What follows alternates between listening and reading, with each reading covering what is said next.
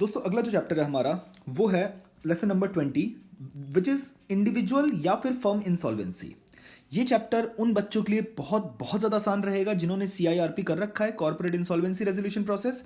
ये चैप्टर किसकी बात करता है? देखो मैं आपको थोड़ा सा आइडिया दे देता हूं। कॉर्पोरेट इंसॉल्वेंसी में हम लोग जब कॉर्पोरेट वर्ड यूज करते थे वी मीन टू थिंग्स, एक तो कंपनीज एंड दूसरा होता था बेटा LLPs।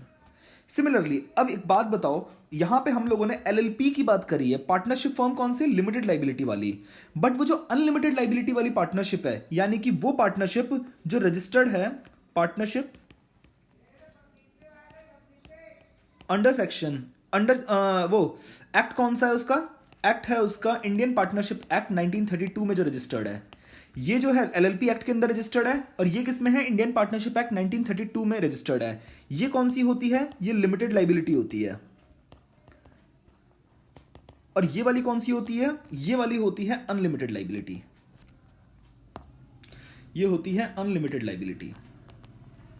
आइए, और दूसरी चीज क्या है? हम इंडिविजुअल्स के बारे में बात करेंगे। यानी कि अगर कोई इंडिविजुअल या फिर कोई अनलिमिटेड लाइबिलिटी वाली पार्टनरशिप अगर इंसॉल्वेंट हो जाती है तो उनकी इंसॉल्वेंसी रेजोल्यूशन के लिए क्या प्रोसेस फॉलो किया जाएगा, वो पूरा का पूरा प्रोसेस हम लोग इस चैप्टर में पढ़ने वाले हैं। ठीक है ना? तो CIRP किसके बारे में थी?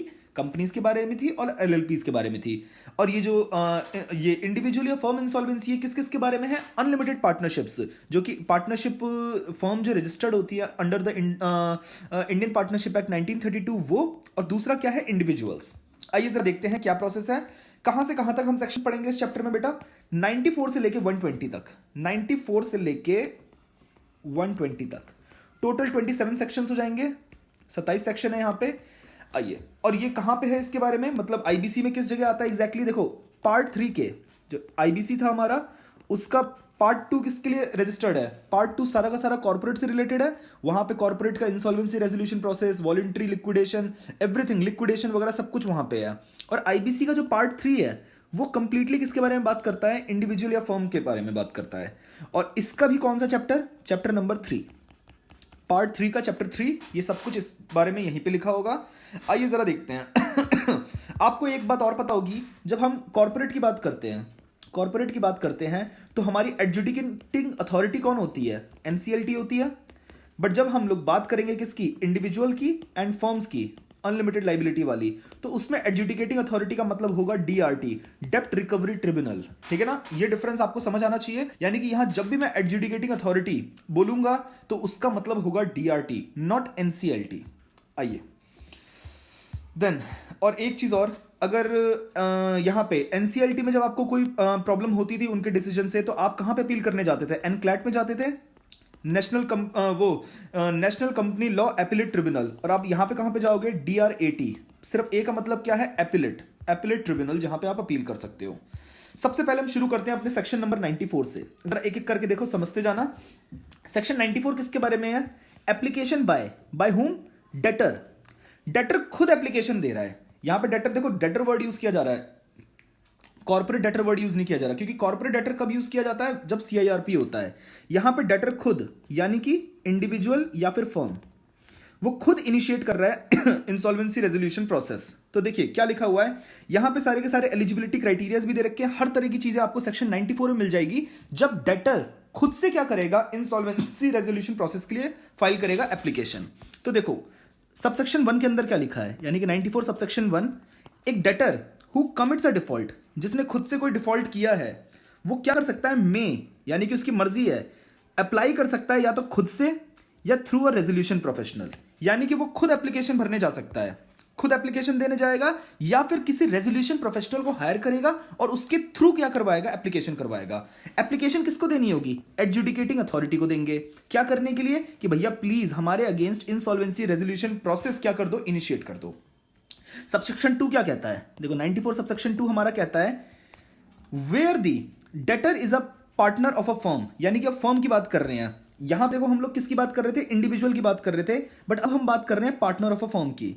सच debtor shall not apply under this chapter to the adjudicating authority in respect of the firm, जब तक कि all or majority of the partners file the application jointly. यानी कि अगर एक आप इंडिविजुअल हो तो आप अकेले कोई भी डिसीजन लो, कोई दिक्कत नहीं है, आप आईआरपी के लिए अप्लाई करने जाओ, कोई प्रॉब्लम नहीं है। But when you are a partner in a firm, तो आप अकेले जाके वहां पर नहीं कर सकते हो। वहां पे या तो आपको यूनानिमस यानी कि सारे पार्टनर्स की क्या चाहिए होगी, रजामंदी चाहिए होगी, या फिर at least majority of the partners का तो आपको समर्थन चाहिए ही होगा, सो दैट अपना क्या कर सको, आईआरपी इनिशिएट करवा सको। Thus, if a debtor in an unlimited liability partnership firm, an application can be filed only if it is consented to by all or majority of the partner in number। ये case study यहां से बन सकती है कि एक partner है वो अकेले चला गया क्योंकि उसको लग रहा था फर्म में सब कुछ सही नहीं चल रहा कि इंसॉल्वेंसी रेजोल्यूशन प्रोसेस के लिए एप्लीकेशन देने। क्या ये सही है या नहीं है? बिल्कुल गलत है। एटलीस्ट मेजॉरिटी तो होनी ही चाहिए, और अच्छी बात रहेगी अगर आप सारे के सारे पार्टनर्स की क्या ले लो, एप्लीकेशन के लिए कंसेंट ले लो। आइए, डेप्ट की जब मैं बात कर रहा हूं, देखो ना यहां पे डेप्ट की जब मैं बात कर रहा हूं तो डेप्ट से मतलब क्या है?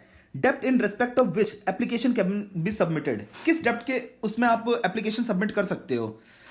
Application under subsection 1 shall be submitted only in respect of debt which are not excluded debts. यानी कि सारे वो डेप्ट्स जो एक्सक्लूडेड डेप्ट्स नहीं है उनके अगेंस्ट आप क्या कर सकते हो, एप्लीकेशन फाइल कर सकते हो। अब देखो एक्सक्लूडेड डेप्ट्स का मतलब क्या है, क्योंकि सिंपल सी बात है, इन्होंने कह दिया है कि वो डेप्ट जो एक्सक्लूडेड डेप्ट नहीं है उन सबके रिस्पेक्ट में आप क्या कर सकते हो, एप्लीकेशन फाइल कर सकते हो। तो भैया ये एक्सक्लूडेड डेप्ट क्या है, ये पढ़ना भी तो जरूरी है। तो देखिए, liability to pay fine imposed by a court और tribunal, liability to pay damages for negligence, nuisance, breach of statutory, contractual और other legal obligations।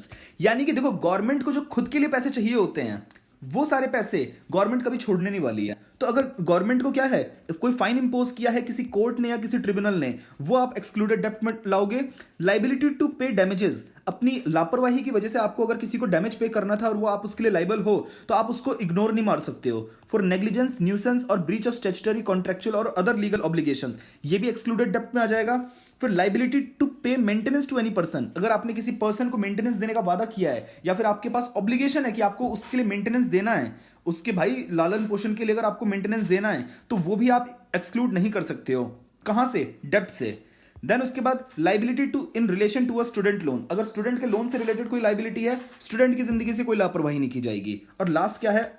Any other डेप्ट as may be prescribed. Then उसके बाद आइए, ये आपको याद होना चाहिए डी पॉइंट तक। कौन कौन सी? देखो ऐसे लिख लो आप साइड में। ए पॉइंट क्या है? फाइन बाय, शॉर्ट में लिखने की आदत डाल लो, फाइन बाय कोर्ट या ट्रिब्यूनल। बी आपको सिर्फ इतने से याद रखना है, डैमेजेस फॉर नेग्लिजेंस। अब जैसे आप नेग्लिजेंस तक देखोगे ना तो आपको आगे nuisance, breach of statutory, contractual, other legal obligations, ये अपने आप याद आ जाएगा। आप कीवर्ड याद रखो सिर्फ कि आपको एकदम पॉइंट हिंट कर दे कि हाँ ये वाली चीज थी। ये आपको इस तरीके से पढ़ना पड़ेगा तभी चीजें याद रहेंगी पेपर में। फिर मेंटेनेंस, सिर्फ मेंटेनेंस यहां पे कीवर्ड है। फिर डी क्या है? Student loan.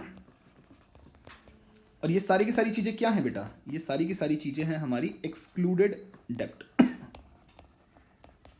आइए, हाँ, who is not entitled to initiate the insolvency resolution process. कुछ लोग हैं जिनको साफ मना कर रखा है कि वो बंदा एप्लीकेशन नहीं दे सकता। मतलब following person are not allowed to apply for insolvency resolution process to adjudicating authority. कौन कौन है जरा देखिएगा। ये सेक्शन 94 में ये बात दे रखी है, किसमें? सबसेक्शन 4 के अंदर, यानी कि 94 सबसेक्शन 4 में ये बातें लिखी हुई हैं। सबसे पहले अनडिस्चार्ज बैंकरप्ट, एक जो दिवालिया घोषित व्यक्ति है वो खुद नहीं कर सकता, ऑब्वियस सी बात है। अंडरगोइंग अ फ्रेश स्टार्ट प्रोसेस, आप ऑलरेडी फ्रेश स्टार्ट प्रोसेस में चल रहे हो एंड आप उसके बाद कह रहे हो कि हमारे लिए इंसॉल्वेंसी करो, कोई सेंस है? एक सॉल्यूशन लेना है ना आपको, आप हर सॉल्यूशन थोड़ी ना ले सकते हो। Then undergoing an insolvency resolution process, आप ऑलरेडी इंसॉल्वेंसी रेजोल्यूशन प्रोसेस में हो, क्या दोबारा कोई इंसॉल्वेंसी रेजोल्यूशन प्रोसेस ले लोगे? पॉसिबल नहीं है। या फिर आप अंडरगोइंग अ बैंक्रप्सी प्रोसेस, या फिर किसी बैंक्रप्सी प्रोसेस के दौरान गुजर रहे हो। एक देखो क्या है कि आप बैंक्रप्ट हो चुके हो, अनडिस्चार्ज हो भी, यानी कि अभी आपकी बैंक्रप्सी खत्म नहीं हुई है, और एक है कि आपके ऊपर बैंक्रप्सी का प्रोसेस चल रहा है। ये दोनों अलग अलग बातें हैं। एक चीज है जो हो चुकी है, एक चीज है जो प्रोसेस चल रहा है। ठीक है, आइए इसके पॉइंट जरा एक बार लिख लो कैसे कैसे। ये तो देखो अनडिस्चार्ज्ड, साथ के साथ लिखते जाना, याद रहेगा। अनडिस्चार्ज्ड बैंकरप्ट, फिर बी क्या हो जाएगा? एफआरपी, फ्रेश स्टार्ट प्रोसेस, फिर आपका सी क्या हो जाएगा, सी आपका हो जाएगा undergoing insolvency resolution process, undergoing. Then D क्या हो जाएगा आपका, bankruptcy process, bankruptcy process undergoing, चल रहा है अभी, डिक्लेयर नहीं हुआ है। ये चार चीजें हैं, ठीक है ना। ये कौन लोग हैं जो कि नॉट अलाउड टू अप्लाई है, ये लोग अप्लाई नहीं कर सकते, इनको कानून ने हक नहीं दिया है। आइए फिर 94 सबसेक्शन 5 में देखो क्या बातें लिखी हुई है। Debtor shall not be eligible to apply under subsection 1 if an application under this chapter has been admitted in respect of the debtor during the period 12 months preceding the date of submission of application under this section। यानी कि simple सी बात है, आपने ये CIRP यानी कि बाकी चीजों के दौरान भी पढ़ा हुआ है। अगर आपने जस्ट पीछे 12 महीने पहले सेम प्रोसेस ऑलरेडी आप गो थ्रू कर चुके हो तो आप दोबारा नहीं कर सकते हो। भाई सिंपल सी बात है, अगर आपने वैक्सीन पहले लगवा रखी है कुछ स्पेसिफाइड मंथ्स पहले, आप दोबारा से वैक्सीन अपनी नहीं लगवा सकते हो, ठीक है ना, वरना क्या होगा, नुकसान होगा। यहां पे भी वही रूल एप्लीकेबल है कि अगर डेटर ऑलरेडी जस्ट 12 महीने पहले अगर क्या है इंसॉल्वेंसी रेजोल्यूशन प्रोसेस से गुजर चुका है, देन 12 महीने तक अगले वो दोबारा से इंसॉल्वेंसी रेजोल्यूशन प्रोसेस नहीं कर सकता है। तो यहां पे क्या है, 12 मंथ्स पीरियड के बारे में डिस्कशन हुई है। और फिर फॉर्म एंड मैनर 94(6) क्या है, form and manner of application है, बकवास पॉइंट है ये। देन आइए एप्लीकेशन बाय क्रेडिटर, यानी कि देखो सेक्शन 94 कंप्लीट किसके बारे था, एप्लीकेशन बाय डेटर के बारे में था, एप्लीकेशन बाय डेटर के बारे में था। अब हम लोग 95 करेंगे सेक्शन पूरा का पूरा, वो कौन एप्लीकेशन देगा, एप्लीकेशन बाय क्रेडिटर, यानी कि जिसने उधार दिया था डेटर को, अब वो लोग एप्लीकेशन फाइल करेंगे कि भाई इस डेटर के अगेंस्ट, ये निकम्मा आदमी है, खुद तो कर नहीं रहा, आप एक काम करो, इनके अगेंस्ट क्या करो, इंसॉल्वेंसी रेजोल्यूशन प्रोसेस करो। तो एप्लीकेशन बाय क्रेडिटर हम इस सेक्शन में पढ़ेंगे। अब इसके अलग अलग सबसेक्शंस हैं, आइए सारे सबसेक्शंस देखते हैं क्या है इनके बारे में। देखिए सबसे पहले सबसेक्शन 1 की बात करते हैं, 95 subsection 1 A, creditor may apply either by himself again, या फिर या तो अकेले कर सकता है या फिर जॉइंटली विद अदर क्रेडिटर्स कर सकते हैं। माने ABCD ये चार कौन थे, क्रेडिटर थे।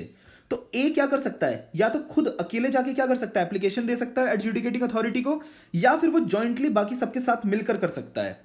अगर ये सारे मिलकर नहीं करना चाहते हैं तो ये मिलकर क्या कर लेंगे, मान लेते हैं एक रेजोल्यूशन प्रोफेशनल हायर कर लेंगे और उसके थ्रू क्या करवाएंगे, एप्लीकेशन दिलवाएंगे। लिखा है ना, or through a resolution professional to the adjudicating authority, क्या करने के लिए, to initiate a insolvency resolution process under this section by submitting an application. बात खत्म। देन अगला पॉइंट आता है हमारा 95 subsection 2, that a creditor may apply under subsection 1 in relation to any partnership डेब्ट owed to him for initiating an insolvency resolution process against any one or more of the partners of the firm और the firm. यानी कि अगर किसी partnership के against आपको claim करना है तो आप क्या कर सकते हो, किसी एक पार्टनर या एक से ज्यादा पार्टनर्स के अगेंस्ट आप केस कर सकते हो इंसॉल्वेंसी के लिए, या फिर ओवरऑल फर्म के लिए भी कर सकते हो, आपको कोई रोक टोक नहीं है। देन उसके बाद 95 सबसेक्शन 3 हमारा क्या कह रहा है, further provides that where an application has been made against one partner in a firm, आपने एक जो एप्लीकेशन करी है किसके, किसी एक पर्टिकुलर पार्टनर के अगेंस्ट की है, any other application against any other partner in the same firm shall be presented or transferred to the adjudicating authority in which the first mentioned application is pending for adjudication, and such adjudication authority may give such direction for consolidating the proceeding under the application as it thinks just। एक firm है जिसमें XYZ 3 partners हैं और ये firm क्या हो गई है बेटा, इंसॉल्वेंट हो गई है। अगर मान लेते हैं कोई क्रेडिटर है जिसको क्या करना है, IRP के लिए अगेंस्ट, इनके अगेंस्ट केस करना है, तो वो क्या करेगा, ए है क्रेडिटर, ए चाहे तो एक्स को सिर्फ एक्स के अगेंस्ट क्या कर सकता है, IRP फाइल कर सकता है। कोई बी है वो चाहे तो वाई के अगेंस्ट भी कर सकता है, और अगर चाहे तो तीनों के अगेंस्ट भी एक साथ कर सकते हैं। बट अगर मान लेते हैं हर पार्टनर के अगेंस्ट अलग अलग एप्लीकेशन फाइल करी गई है और वो सारे पार्टनर एक ही फर्म के क्या हैं, पार्टनर्स हैं, तो क्या किया जाएगा, ये जो डिफरेंट डिफरेंट एप्लीकेशंस हैं उनको कंसोलिडेट कर दिया जाएगा। यानी कि ए की और बी की जो एप्लीकेशन है उसको कंसोलिडेट करके एक एप्लीकेशन बना दिया जाएगा और एक साथ एडजुडिकेटिंग अथॉरिटी के पास पेश किया जाएगा। वो जो एक तरीके से क्लास एक्शन सूट होता था ना, जहां पे एक ही सॉल्यूशन आपको एक पर्टिकुलर पर्सन से चाहिए, तो जितने भी रिलेटेड केसेस हैं वो सारे के सारे मिलकर क्या करते हैं, एक साथ जाके केस करते हैं ओ माय गॉड में आपने शायद देखा होगा कि वो जो इंश्योरेंस कंपनी से पैसा या भगवान से पैसा लेने के लिए लोग क्या करते हैं, एप्लीकेशन फाइल करते हैं। तो वो जो ओमपुरी साहब हैं वो वकील होते हैं उसके अंदर, और वो लोग क्या करते हैं, सारे एक साथ जाके मिलकर एप्लीकेशन देते हैं। वही काम यहां पे है, कंसोलिडेशन ऑफ द प्रोसीडिंग्स की बात कर रहा है। कंसोलिडेट यानी कि एक करना। फिर 95 सबसेक्शन 4 के बारे में क्या बोला गया है, सपोर्टिंग डॉक्यूमेंट्स क्या देने पड़ेंगे। तो देखो, and documents as may be specified by the board relating to, documents क्या होंगे सपोर्टिंग एप्लीकेशन के साथ, जो कि क्रेडिटर को देने पड़ेंगे। Debts owed by the debtor to the creditor और creditors submitting the application for insolvency resolution process as on the date of application. सबसे पहले कितना डेप्ट ओड बाय द डेटर है, डेटर को कितना डेप्ट देना है क्रेडिटर को। दूसरा, failure by the debtor to pay the डेप्ट within a period of 14 days of the service of notice of the demand. यानी कि इसमें एक प्रोसेस होता है कि आप सीधे एडजुडिकेटिंग अथॉरिटी के पास नहीं जा सकते एप्लीकेशन देने, आपको पहले डेटर को 14 दिन का एक नोटिस देना पड़ेगा।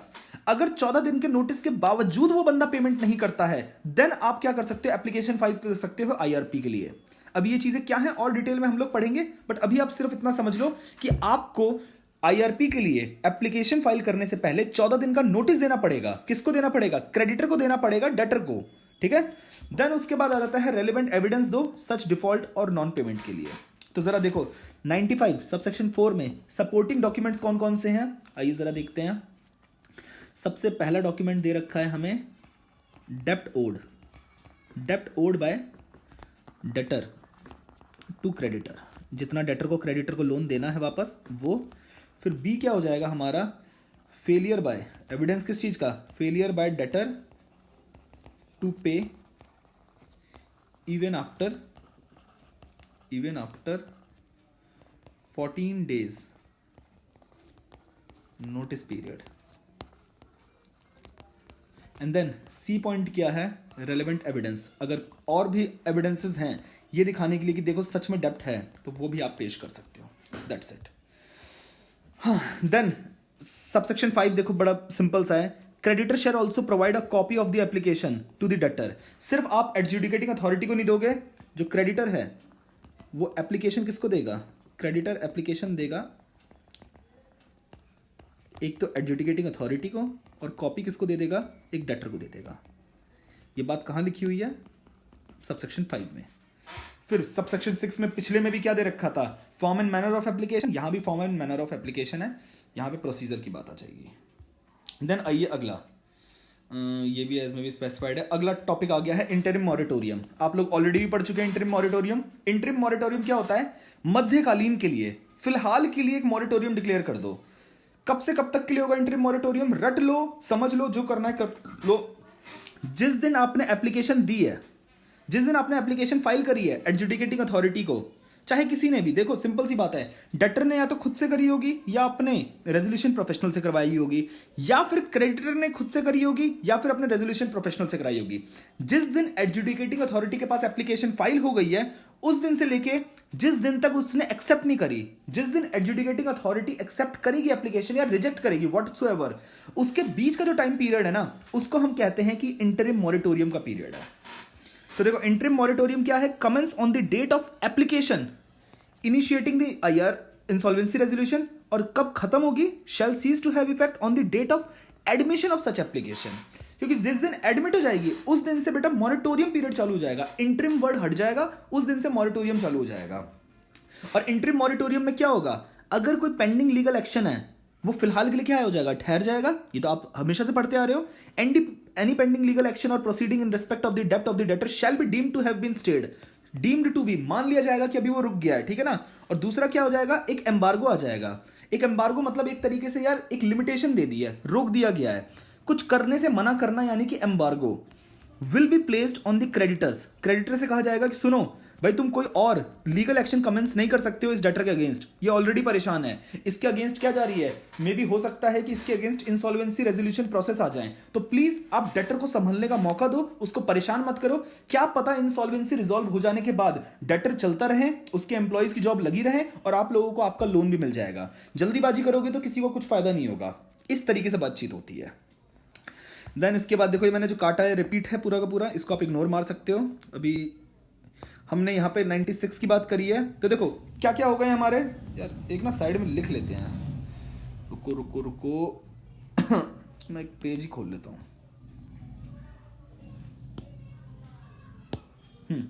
सबसे पहले हम लोगों ने क्या करा, सेक्शन 94 के अंदर क्या था बेटा, एप्लीकेशन बाय डेटर।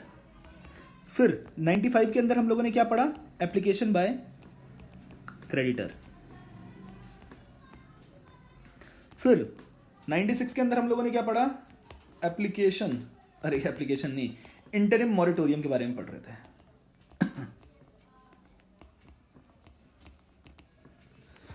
फिर 97 अपॉइंटमेंट, अब हम लोग पढ़ने वाले हैं अपॉइंटमेंट ऑफ रेजोल्यूशन प्रोफेशनल। आइए, कौन है हमारे रेजोल्यूशन प्रोफेशनल साहब, उन सब के बारे में जरा देखें। तो देखो, मैंने आपको बताया ना कि डेटर या तो पर्सनली खुद से कर सकता है, या तो क्रेडिटर पर्सनली खुद से कर सकता है, या थ्रू अ रेजोल्यूशन प्रोफेशनल क्या करवा सकता है, एप्लीकेशन फाइल करवा सकता है टू द एडजुडिकेटिंग अथॉरिटी। अब प्रोसेस क्या है जरा ध्यान से सुनना। सेक्शन 97 किसके बारे में बात कर रहा है, ध्यान से देखना। सेक्शन 97 का सबसेक्शन 1 और सबसेक्शन 2 कहते हैं कि procedure when application for insolvency resolution process is filed through resolution professional, यानी कि पर्सनली एप्लीकेशन फाइल नहीं की गई है डेटर या क्रेडिटर द्वारा, थ्रू रेजोल्यूशन प्रोफेशनल फाइल की गई है। If any application under section 94 और 94 debtor 95 creditor is filed through a resolution professional, तो एडजुडिकेटिंग अथॉरिटी क्या करेगी, देखो एडजुडिकेटिंग अथॉरिटी, हाइलाइटर कहां है यार, हाइलाइटर इसमें है नहीं। एडजुडिकेटिंग अथॉरिटी विद इन 7 दिनों के अंदर डायरेक्शन देगी किसको, बोर्ड को। बोर्ड का मतलब क्या है, insolvency and bankruptcy board of India. Confirm करवाएगी कि क्या ये जो रेजोल्यूशन प्रोफेशनल के थ्रू एप्लीकेशन भिजवाई है, कहीं इसके अगेंस्ट कोई डिसिप्लिनरी प्रोसीडिंग तो नहीं है, शरीफ आदमी है ना, कोई दिक्कत वाली बात तो नहीं है। और बोर्ड को क्या करना पड़ेगा, जिस दिन बोर्ड को ये डायरेक्शन मिलेगी उसके अगले 7 दिन के अंदर कंफर्म करना पड़ेगा या रिजेक्ट करना पड़ेगा, कि वो कहेगा हाँ एकदम बढ़िया आदमी है कंफर्म कर दो, या फिर मना कर देगा कि नहीं इसके अगेंस्ट कोई प्रोसीडिंग है तो उसको रिजेक्ट कर दो। As simple as that. आप प्लीज इसको रीड मार लेना, सबसेक्शन 2 में वही है। फिर प्रोसीजर 2, अब देखो 97 के सबसेक्शन 3 में और 4 में क्या लिखा है, देखो 97 का subsection 3 and 4, procedure when application is not filed through resolution professional, यानी कि आपने पर्सनली किया, रेजोल्यूशन प्रोफेशनल के थ्रू नहीं करवाया, तो इसमें प्रोसेस क्या है। अब जब रेकमेंड नहीं किया, यानी कि लोगों ने, हमने खुद से रेजोल्यूशन प्रोफेशनल नहीं करवाया, तो एडजुडिकेटिंग अथॉरिटी क्या कहेगी बोर्ड को कि यार एक अच्छा सा रेजोल्यूशन प्रोफेशनल तुम ही रेकमेंड कर दो, सो दैट जो बंदा क्या कर दे, इंसॉल्वेंसी रेजोल्यूशन का प्रोसेस करवा दें। तो देखो, फाइल्ड बाय द डेटर और creditor himself and not through resolution professional, तो एडजुडिकेटिंग अथॉरिटी क्या करेगी, डायरेक्ट करेगी बोर्ड को कि 7 दिन के अंदर of filing of such application कि नॉमिनेट करो एक अच्छे से रेजोल्यूशन प्रोफेशनल का नाम जो कि इंसॉल्वेंसी रेजोल्यूशन प्रोसेस करेगा, ठीक है ना।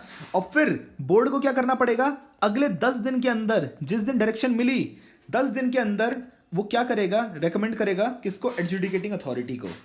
और adjudicating authority shall by order, वो क्या ऑर्डर देगा कि अपॉइंट कर लिया गया है रेजोल्यूशन प्रोफेशनल, जो कि रेकमेंड किसने किया था, बोर्ड ने रेकमेंड किया था। आ जाओ एक बार इसको चार्ट की फॉर्म में हम कर ले, आइए जरा देखो। एडजुडिकेटिंग अथॉरिटी क्या करेगी, with in 7 days of application जिस दिन दी थी उसके 7 दिन के अंदर बोर्ड से कहेगी नॉमिनेट करो या रेकमेंड करो कोई भी इंसॉल्वेंसी रेजोल्यूशन प्रोफेशनल। और बोर्ड फिर क्या करेगी, बोर्ड फिर again with in 10 days recommend करेगी या नॉमिनेट करेगी, एक नाम सजेस्ट कर देगी रेजोल्यूशन प्रोफेशनल। और फिर एडजुडिकेटिंग अथॉरिटी क्या करेगी, उसी को अपॉइंट कर लेगी एज रेजोल्यूशन प्रोफेशनल। बात खत्म, ये दोनों आप खुद पढ़ लेना, एक्सक्लूड गया। देन 98 के अंदर बात क्या लिखी हुई है, रिप्लेसमेंट ऑफ रेजोल्यूशन प्रोफेशनल। आ जाओ 98 किसके बारे में बात कर रहा है, अगर जो अपॉइंट हुआ है रेजोल्यूशन प्रोफेशनल उसको रिप्लेस करना है, तो रिप्लेसमेंट ऑफ रेजोल्यूशन प्रोफेशनल। देख लें भाई चल रहा है ना, क्योंकि रिकॉर्डिंग भी कभी हक जाती है बीच में। हाँ कहाँ गया, ये रहा। अब जरा देखो 98 में क्या बात लिखी है, जहां पर देखो सबसे पहले सबसेक्शन 1 की बात कर रहे हैं हम, 98 सबसेक्शन 1, जहां डेटर या क्रेडिटर को ये लगता है, is of the opinion that the resolution professional जो अपॉइंट हुआ है अंडर सेक्शन 97, यानी कि पिछले सेक्शन में जो अपॉइंट हुआ है 97 के अंदर, is required to be replaced, ये बढ़िया आदमी नहीं है, वो रिप्लेस होना चाहिए। वो क्या करेंगे, जाएंगे पापा के पास, अप्लाई करेंगे एडजुडिकेटिंग अथॉरिटी को कि रिप्लेस कर दो इस रेजोल्यूशन प्रोफेशनल को। अब देखो एडजुडिकेटिंग अथॉरिटी फिर क्या कहेगी, 7 दिनों के अंदर with in 7 days of the receipt of application एक रेफरेंस भेजेगी किसको, बोर्ड को, for replacement of the resolution professional. बिल्कुल पिछला प्रोसेस है कि जहां पे उन्हें पसंद नहीं आया डेटर को, क्रेडिटर को, उन्होंने कहा क्या, एडजुडिकेटिंग अथॉरिटी को बोला कि सर प्लीज इसे रिप्लेस करवाओ। 7 दिनों का टाइम पहले भी था जब उसे रेफरेंस मांगते थे किससे, बोर्ड से। अभी भी 7 दिन के अंदर क्या कहेगी, बोर्ड से कहेगी कि प्लीज यार कोई रिप्लेसमेंट दो हमें। और क्या करेगा बोर्ड 10 days के अंदर, देखो आपको ये देखो 7 दिनों का टाइम इन्होंने लिया था डेट ऑफ एप्लीकेशन से, और जिस दिन बोर्ड के पास ये रिक्वेस्ट आई थी एडजुडिकेटिंग अथॉरिटी की, उसके 10 दिन के अंदर वो क्या करता है, एडजुडिकेटिंग अथॉरिटी को सजेस्ट करता है एक अच्छा सा रिकमेंडेशन। आइए, within 10 days of the receipt of reference from adjudicating authority, recommend करेगा name of the resolution professional to the adjudicating authority जिसके अगेंस्ट कोई भी डिसिप्लिनरी एक्शन पेंडिंग ना हो। देन उसके बाद 98(4) में क्या लिखा हुआ है, without prejudice to the provision of subsection 1 यानी कि इसके अगेंस्ट ना जाते हुए, विदाउट प्रिजुडिस मतलब पुराने सेक्शन को ओवरराइड नहीं करना है, उसको ध्यान में रखते हुए, यानी कि एक तरीके से subject to subsection 1, creditors may apply to adjudicating authority for replacement of resolution professional where it has been decided in the meeting of creditors to replace the resolution professional with a new resolution professional for implementation of repayment plan. Repayment plan मतलब क्या है, किस तरीके से debtor से पैसे recover करने हैं, किस तरीके से डेटर रीपेमेंट करेगा, किस चीज के लिए, जो अमाउंट ड्यू है, जो अमाउंट ओ करता है डेटर, वो सारा का सारा पैसा। देखो नीचे लिखा हुआ है, repayment plan means a plan prepared by the debtor. जैसे वो नहीं था आपका रेजोल्यूशन प्लान होता था, जो सीआईआरपी के अंदर रेजोल्यूशन प्लान का जो कॉन्सेप्ट था, जिसके अंदर कैसे इंसॉल्वेंसी रेजोल्यूशन प्रोसेस में हम किस तरीके से क्रेडिटर्स को पेमेंट करेंगे, वो सारी की सारी बातें वहां पे होती थी। वही रीपेमेंट प्लान यहां पे रेजोल्यूशन प्लान को रिप्लेस करता है। तो देखो resolution plan similar to repayment plan by the debtor in consultance with the resolution professional under section 105 containing a proposal to the committee of creditors for restructuring of his debts or affairs। Restructure कर देना कि कम ज्यादा करने का, कि कहां से पैसे अरेंज होंगे, किसको कितने पैसे देने हैं, किसी को अभी थोड़ा कम दे दें, बाकी बचे हुए बाद में दे दें, ये सारा का सारा रीपेमेंट प्लान में कवर होता है। ठीक है जी। देन उसके बाद सबसेक्शन 5 में क्या लिखा हुआ है, confirmation by the insolvency and bankruptcy board. Adjudicating authority जब एडमिट कर लेती है एप्लीकेशन सबसेक्शन 1 या सबसेक्शन 4 में, सबसेक्शन 1 या सबसेक्शन 4 यानी कि इस सबसेक्शन में या इस सबसेक्शन में, देखो यहां पे क्या था, डेटर और क्रेडिटर क्या चाहते हैं कि रेजोल्यूशन प्लान, रेजोल्यूशन प्रोफेशनल को चेंज करना चाहते हैं। सबसेक्शन 4 में डिफरेंस क्या है कि creditor may apply to adjudicating authority कब, where it has been decided in the meeting of creditors. Meeting of creditors हुई है और उन्होंने फिर डिसाइड किया है कि रिप्लेस करेंगे रेजोल्यूशन प्रोफेशनल को नए से, तो फिर ये सबसेक्शन 4 के अंदर आ जाएगा। यानी कि आपको एक सिंपल सी बात समझनी है, 98(4) और 1 में डिफरेंस ये है कि यहां पे मीटिंग ऑफ क्रेडिटर्स हुई है और उसमें plus implementation of resolution repayment plan, implementation of repayment plan, ये 2 पॉइंट आ जाएंगे यहां पे, तो सबसेक्शन 4 है। लो जी, बस ये बात याद रखनी है आपको। देन इसके बाद हाँ, देन बोर्ड क्या करेगा, it shall direct the board to confirm there is no disciplinary action pending against the resolution professional. Please, बेकार की बातें हैं। फिर वो क्या करेगा, कंफर्म करेगा या रिजेक्ट करेगा। बिल्कुल पहली बार जब रेजोल्यूशन प्रोफेशनल को अपॉइंट किया जाता है, सिमिलरली उसी के तरीके का पॉइंट है, कुछ डिफरेंस नहीं है। फिर ऑर्डर क्या करेगा, एडजुडिकेटिंग अथॉरिटी ऑर्डर कर देगी, adjudicating authority shall pass an order appointing a new resolution professional or directions to resolution professional. Resolution adjudicating authority may give direction to the resolution professional replaced under subsection 8। क्या करने का मतलब, पुराने वाले को, देखो पुराने वाले रेजोल्यूशन प्रोफेशनल को डायरेक्शन, क्या डायरेक्शन दी जाएगी कि भाई सारी की सारी इंफॉर्मेशन तुझे शेयर करनी पड़ेगी नए रेजोल्यूशन प्रोफेशनल पे से। यानी कि तेरे पेट पे अगर लात पड़ गई है, तू रिप्लेस हो रहा है, इसका मतलब ये नहीं कि तू गुस्से में इंफॉर्मेशन ही ना शेयर करें। जो इंफॉर्मेशन नए वाले को चाहिए सारी की सारी इंफॉर्मेशन देनी पड़ेगी जो भी तेरे पास है, और कोऑपरेट करके काम करना पड़ेगा नए वाले रेजोल्यूशन प्रोफेशनल से जहां पर भी उसको जरूरत पड़े। 1 सेकेंड। हाँ, ये 98 हो गया। अब हम लोग क्या करेंगे बेटा, 99 करेंगे। Submission of report by the resolution professional, लिख ले जरा।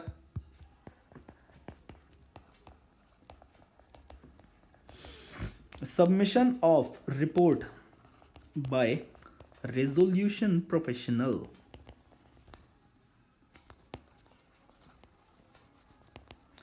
आइए, रिपोर्ट कौन सी है जरा देखते हैं।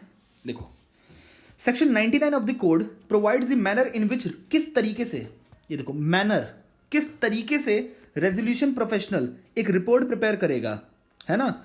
Should make a report either recommending acceptance और rejection of the application for IRP, insolvency resolution process से रिलेटेड, वेयर द डेप्ट for which an application has been filed by the creditor, where जो डेप्ट है, जो सब्जेक्ट मैटर है, for which, जिसके लिए एप्लीकेशन फाइल किसने करी है, क्रेडिटर ने, is registered with the information utility.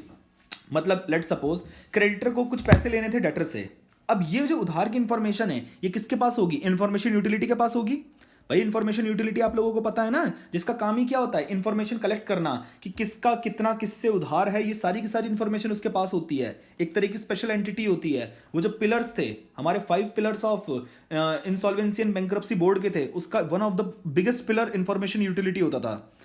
It's validity can not be contested bye the debtor. यानी कि अगर इंफॉर्मेशन यूटिलिटी के पास एक इंफॉर्मेशन है कि इस डेटर को, इस क्रेडिटर को कोई अमाउंट पे करना है, तो बेटा डेटर बहस नहीं कर सकता कि नहीं नहीं नहीं सर ये गलत बोल रहे हैं, झूठ बोल रहे हैं, मानना ही पड़ेगा। 1 सेकेंड। हेलो, हाँ बोल जल्दी। अब भाई अभी मैं जरा काम कर रहा हूं, थोड़ी देर बाद मैं दोबारा फोन करता हूं, ठीक है।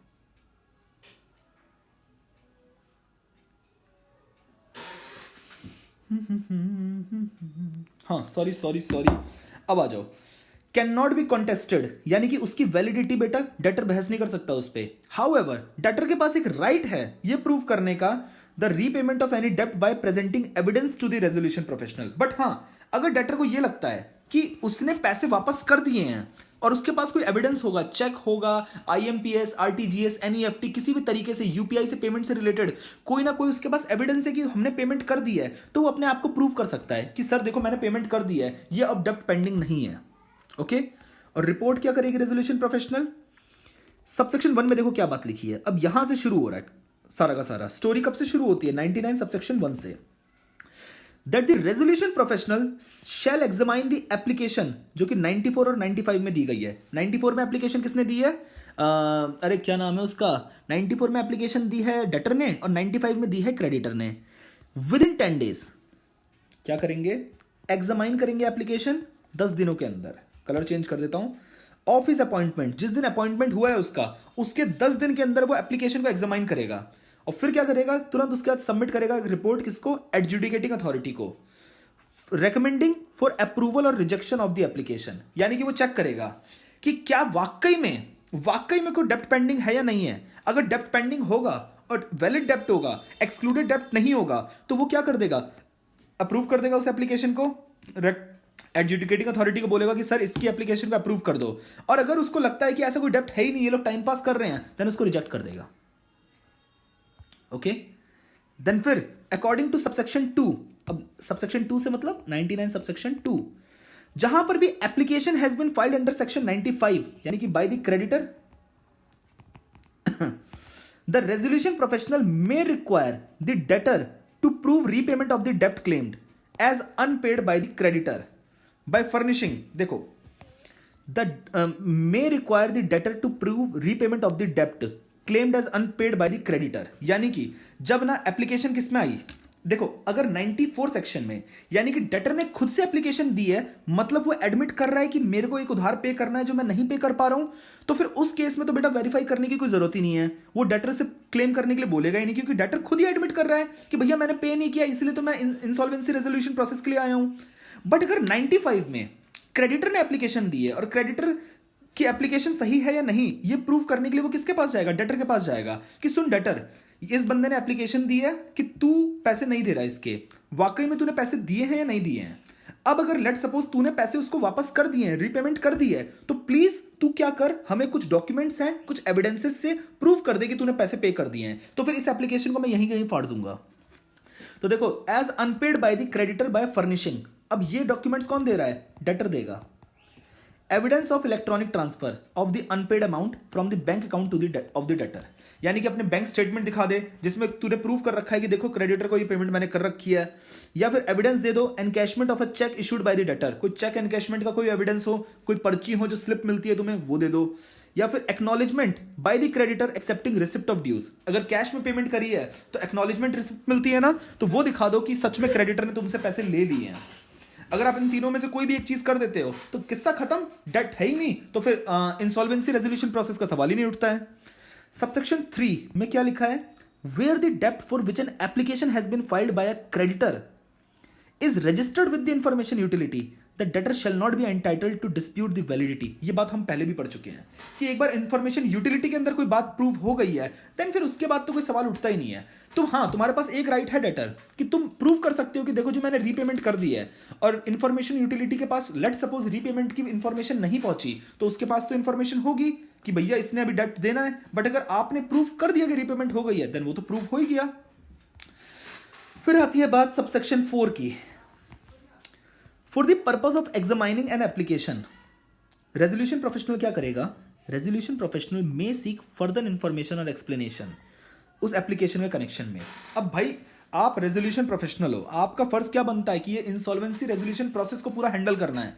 तो आप एग्जामाइनिंग करने के लिए ऐसे ऊपर ऊपर से देख के नहीं, आप क्या करोगे, और भी इंफॉर्मेशन और एक्सप्लेनेशन लोगे उस एप्लीकेशन से रिलेटेड, चाहे वो डेटर से चाहिए हो, चाहे क्रेडिटर से चाहिए हो, या किसी थर्ड पार्टी से चाहिए हो, जो आपकी ओपिनियन में, रेजोल्यूशन प्रोफेशनल की ओपिनियन में प्रोवाइड कर सकता है उस तरह की कोई भी इंफॉर्मेशन।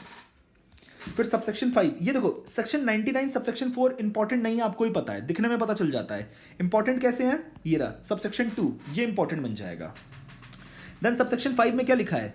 मैंडेट्स, यानी कि ऑप्शनल नहीं है, कंपल्सरी है भाई, करना ही पड़ेगा। You have no other option my boy. यानी कि सबसेक्शन 5 मैंडेट करता है उस पर्सन को जिससे इंफॉर्मेशन किसने मांगी है? रेजोल्यूशन प्रोफेशनल ने। यानी कि अगर डेटर, क्रेडिटर या किसी अदर पर्सन से रेजोल्यूशन प्रोफेशनल ने इंफॉर्मेशन मांगी है अंडर सबसेक्शन 4 इस सबसेक्शन में, तो उस बंदे का फर्ज बनता है अगले 7 दिनों के अंदर, जिस दिन उसके पास रिक्वेस्ट आई है उसके 7 दिनों के अंदर वो उसको इंफॉर्मेशन देगा। देन सबसेक्शन 6 के अंदर क्या लिखा हुआ है? 99 subsection 6, the resolution professional shall examine the application and ascertain that, फिर वो एनालाइज कर लेगा, सारी इंफॉर्मेशन आ गई, अब उसके बाद उसको क्या करना है? एग्जामाइन करना है। और वो क्या सर्टेन करेगा कि जो एप्लीकेशन है वो सेटिस्फाई कर रही है रिक्वायरमेंट्स को जो 94 और 95 में है, यानी कि 94 और 95 की रिक्वायरमेंट्स पूरी हो रही हैं। हाँ जी, हो रही हैं। Application has provided information and given explanation sort by the resolution professional under subsection 4, इसके अंदर जो हमें इंफॉर्मेशन चाहिए थी वो इंफॉर्मेशन मिल गई है। हाँ जी, उसको भी हमने क्या कर लिया, इन दोनों केसेस में हम लोगों ने एग्जामाइन किया अच्छे तरीके से। अब रेजोल्यूशन प्रोफेशनल सब कुछ एग्जामाइन करके क्या करेगा? रिकमेंडेशन करेगा। आफ्टर एग्जामिनेशन, एग्जामाइन करने के बाद सबसेक्शन 6 के अंदर, पिछले सबसेक्शन में, यहां पे एग्जामाइन करने के बाद वो क्या रेकमेंड कर सकता है कि आप एक्सेप्ट कर लो या रिजेक्ट कर दो इस एप्लीकेशन को। और ये किसको रेकमेंड करेगा? Recommended to adjudicating authority. क्या करने के लिए? ईदर एक्सेप्ट और रिजेक्ट एप्लीकेशन अंडर सेक्शन 94 या फिर 95। फिर उसके बाद, पर हां एक चीज और, 99(8) के अंदर लिखा हुआ है, अगर रेजोल्यूशन प्रोफेशनल को यह लगता है कि डेटर एलिजिबल है फॉर अ फ्रेश स्टार्ट, भाई फ्रेश स्टार्ट तो सबसे अच्छी चीज है। इंसॉल्वेंसी रेजोल्यूशन से इजी प्रोसेस है अगर फ्रेश स्टार्ट का प्रोसेस हो, बट उसके कुछ क्राइटेरियाज हैं कि वो जो डिफॉल्ट है वो मैक्सिमम कितने का होना चाहिए? 35,000 रुपए का। अगर उसे लगता है कि उसकी असेट्स जो डेटर की है वो उतनी नहीं है जितनी वो ये मीट कर पाए इंसॉल्वेंसी रेजोल्यूशन को, और जो डिफॉल्ट का अमाउंट है वो भी बहुत छोटा सा है, देन इन दैट केस वो क्या रिकमेंड करेगा कि भाई आप अपना फ्रेश स्टार्ट प्रोसेस करवा लो। फ्रेश स्टार्ट की मैंने एक वीडियो बना रखी है, प्लीज आप उसमें से आराम से देख लेना। तो resolution professional shall submit a report कि रेकमेंड करने के लिए कि application by the debtor under section 94 को ट्रीट करो जैसे कि एप्लीकेशन 81 में दी गई है एडजुडिकेटिंग अथॉरिटी को। 81 किसकी एप्लीकेशन होती है बेटा? फ्रेश स्टार्ट की होती है। अरे यार क्या हुआ है? फ्रेश स्टार्ट प्रोसेस क्योंकि फ्रेश स्टार्ट प्रोसेस एक ज्यादा बेटर ओपिनियन ऑप्शन है किसके लिए? डेटर के लिए, as compare to this insolvency resolution process. बात आ रही है समझ? आई थिंक आ रही होगी समझ। आ जाओ जी, एक रिकॉर्ड चल रही है। हाँ जी भली चल रही है। 40 मिनट में हमने ठीक ठाक कवर कर लिया है। Recording of reasons, resolution professional बड़ा ऑब्वियस सा है, वो रिकॉर्ड करेगा reasons for recommending the acceptance और रिजेक्शन। आपने चाहे एक्सेप्ट किया चाहे रिजेक्ट किया है, कहीं हवा में तो एक्सेप्ट और रिजेक्ट नहीं किया है, ये चीज के लिए आपको रीजन देना पड़ेगा। फिर copy of report to debtor और क्रेडिटर, और जो उसकी रिपोर्ट है, जो रिपोर्ट है रेजोल्यूशन प्रोफेशनल की, वो किस किस को देगा? 3 लोगों को, एडजुडिकेटिंग अथॉरिटी। फिर कॉपी किसको देगा? कॉपी देगा एक डेटर को और एक कॉपी देगा किसको बेटा? क्रेडिटर को। बात हो गई नक्की यहां पे। अब आता है हमारा सेक्शन 100। अच्छा सेक्शन 100 ये कंपनीज एक्ट से रिलेट मत करना है। सेक्शन 100 मुझे कंपनीज एक्ट में ईजीएम का होता है, और यहां पे सेक्शन 100 किसका है आईबीसी में? एडमिशन या फिर रिजेक्शन ऑफ एप्लीकेशन का।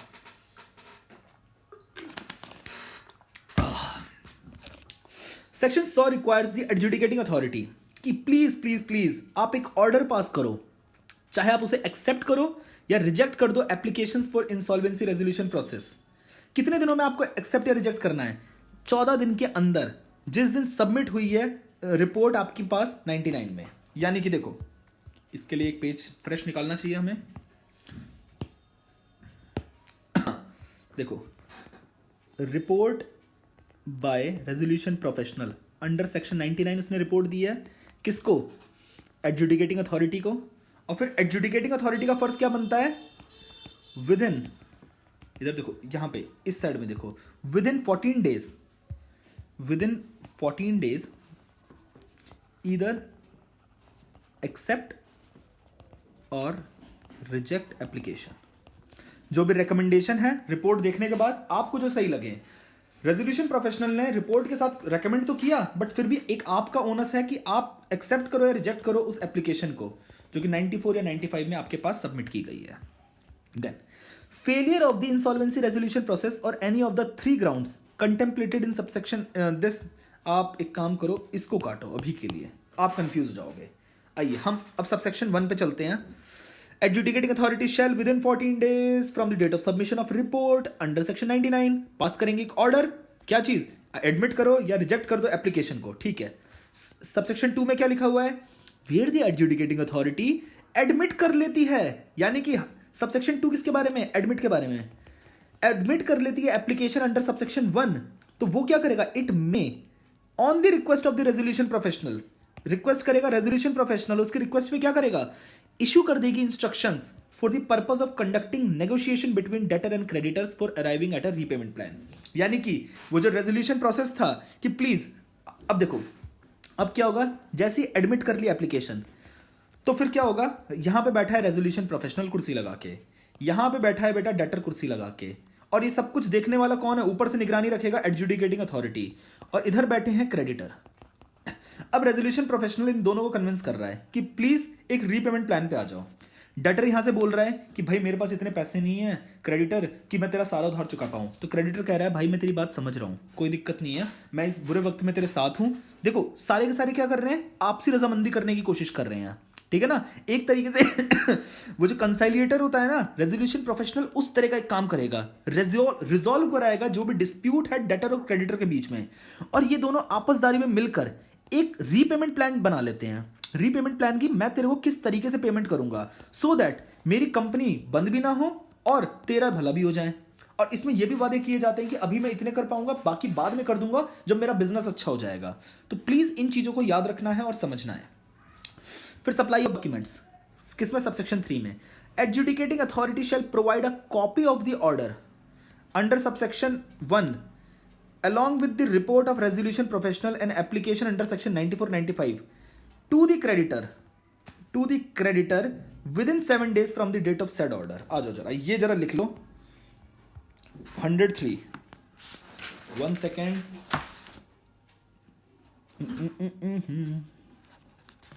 एक सेकेंड, 103 कहाँ गया, ये रहा। इसके लिए आप लिख लो क्या क्या चीज़ें देनी है, क्योंकि ये ना इंपॉर्टेंट हो जाता है। हाँ, सप्लाई ऑफ डॉक्यूमेंट्स, कौन कौन से डॉक्यूमेंट सप्लाई करेंगे और किसको करेंगे। एडजुडिकेटिंग अथॉरिटी देगा, ठीक है ना। क्या क्या देगा, सबसे पहले एक कॉपी ऑफ ऑर्डर, जो भी उसने ऑर्डर पास किया है एक्सेप्ट या रिजेक्ट का, है ना, अंडर सबसेक्शन, इसे लिख लो 100 सबसेक्शन 1, ऐसे लिख लो, ठीक है ना। फिर plus report of resolution professional, plus और क्या चीज़ें हैं, और एप्लीकेशन अंडर सेक्शन जो 94 या 95 में और 95 में सबमिट हुई है वो, और ये तीनों मिलाकर किसको देना है, टू क्रेडिटर, ये क्रेडिटर को देगा। कितने दिनों के अंदर, विद इन 7 डेज, 7 दिनों के अंदर ये सारी चीज़ें देनी पड़ेगी एडजुडिकेटिंग अथॉरिटी को, ठीक है ना। From the date of said order, from date of order, जिस दिन ऑर्डर दिया उस दिन के अंदर। ऑर्डर कब दिया है, ऑर्डर दिया है इसने सबसेक्शन 1 के अंदर दिया है। आप लिख लेना ये चीजें पॉज करके, ठीक है। फिर entitlement of creditor to file for bankruptcy. अब जरा ध्यान से सुनो, अब बैंक्रप्सी का भी ऑप्शन है। क्रेडिटर अगर रीपेमेंट प्लान पे नहीं बैठा, यानी कि डेटर कन्विंस नहीं कर पाया क्रेडिटर को, तो क्रेडिटर बेटा पैसे तो लेके मानेगा, देन उसके बाद वो क्या कर सकता है, बैंक्रप्सी के लिए फाइल कर सकता है कि इस डेटर को बैंक्रप्ट डिक्लेयर करो। If the application referred to in 94 और 95 is rejected by the adjudicating authority, application accept नहीं की।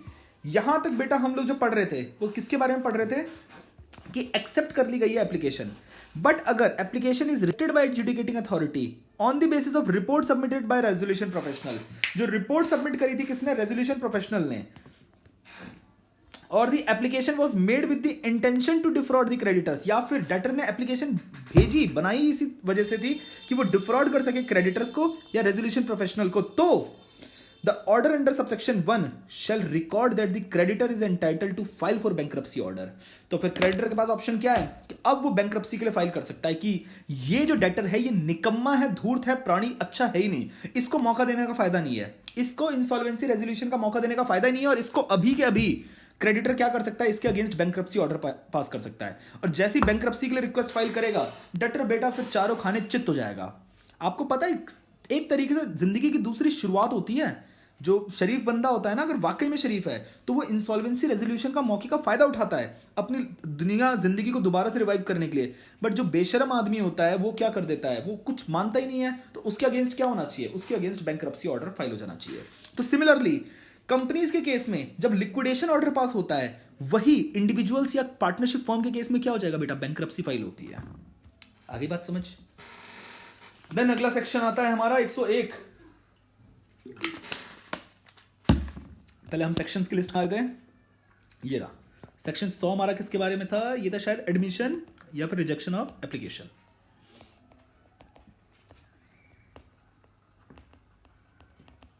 रिजेक्शन ऑफ एप्लीकेशन किसके द्वारा, बाय एडजुडिकेटिंग अथॉरिटी। अब 101 किसके बारे में बात कर रहे हैं, मॉरेटोरियम, इंटरिम मॉरेटोरियम नहीं, मॉरेटोरियम।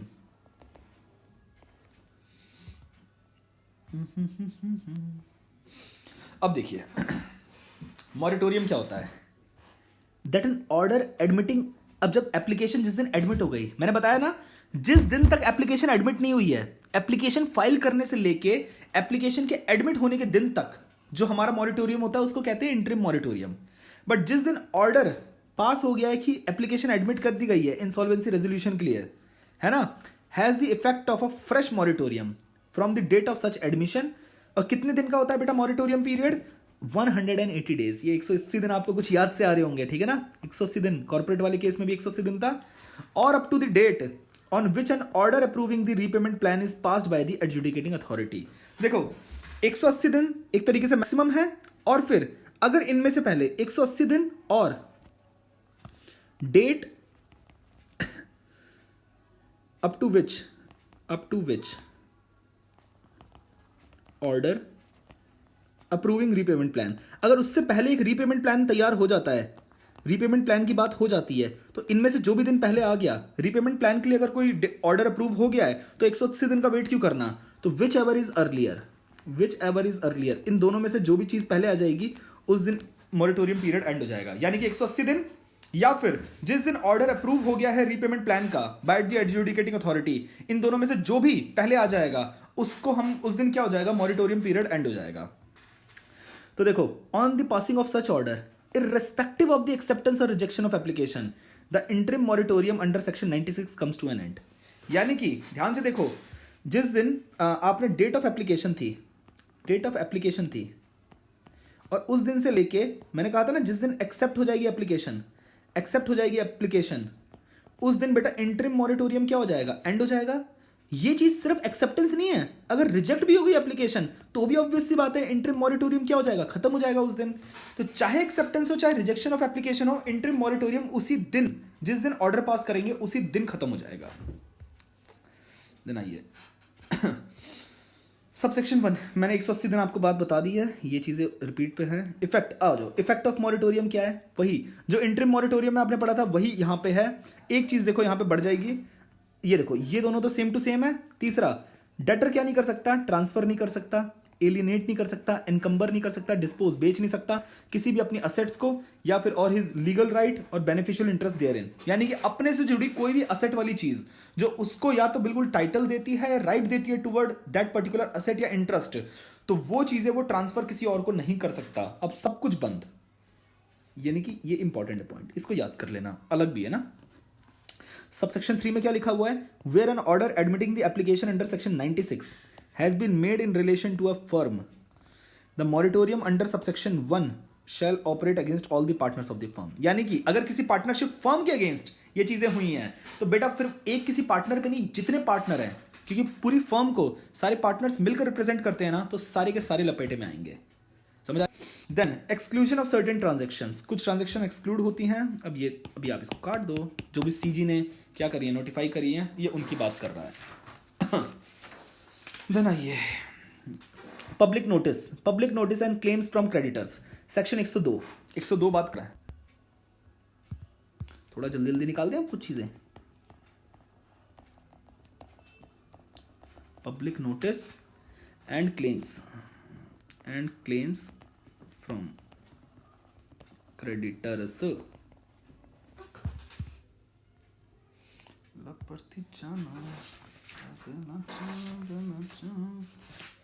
आइए करें। 102 में देखो क्या बात लिखी हुई है।